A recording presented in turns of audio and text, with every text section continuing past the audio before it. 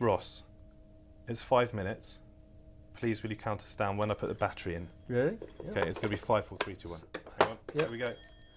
Go. 5, 4, 3, 2. How would you describe yourself in a sentence or two?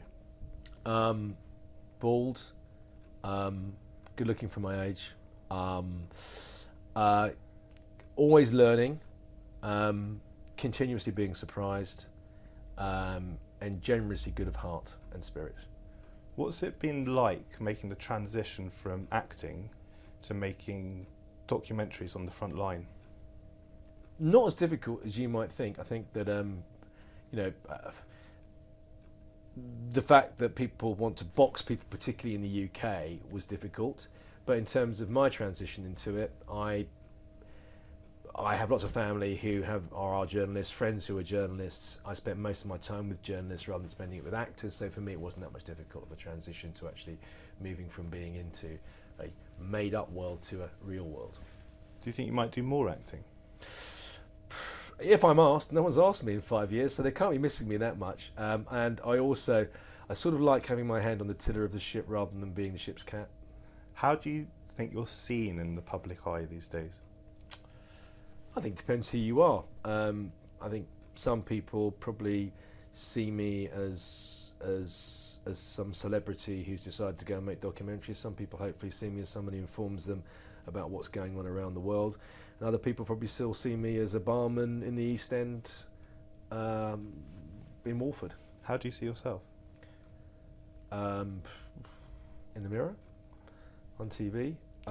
What's been the idea behind some of your series? What are you trying to say, or are you trying to say anything? Well, the original idea behind Afghanistan originally was just to see what it was like for a young man fighting in the 21st century war who grew up with a mum maybe making him toast and having a duvet and a Nintendo, and then all of a sudden he's there watching his comrades bleed out, maybe having to kill people, seeing incredible suffering, and how he coped with that transition.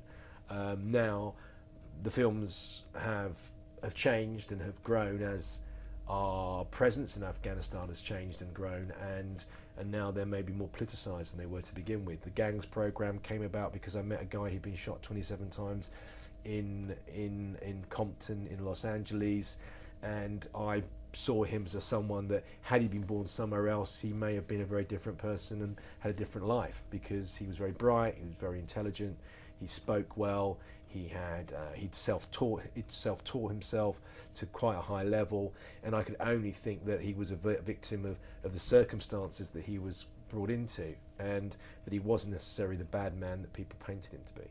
Have you feared for your life when you've been in Afghanistan? When people are shooting at you, yes, you do fear for your life, particularly if the rounds are coming between your head and your shoulder.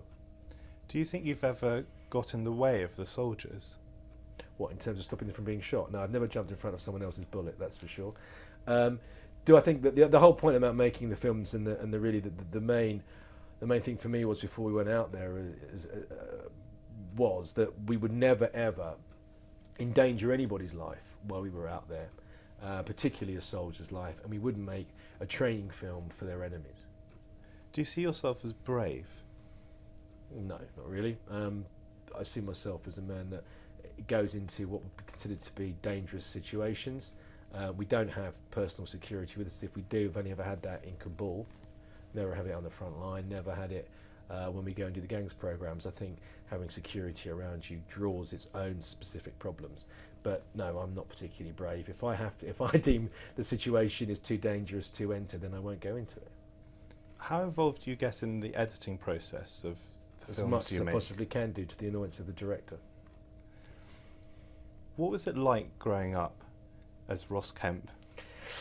Growing up as Ross Kemp, quite enjoyable, I think. I had a furtive imagination. I used to like going out in the small street that I grew up in, and we played everything from knights of the Round Table to soldiers in Stalingrad, believe it or not.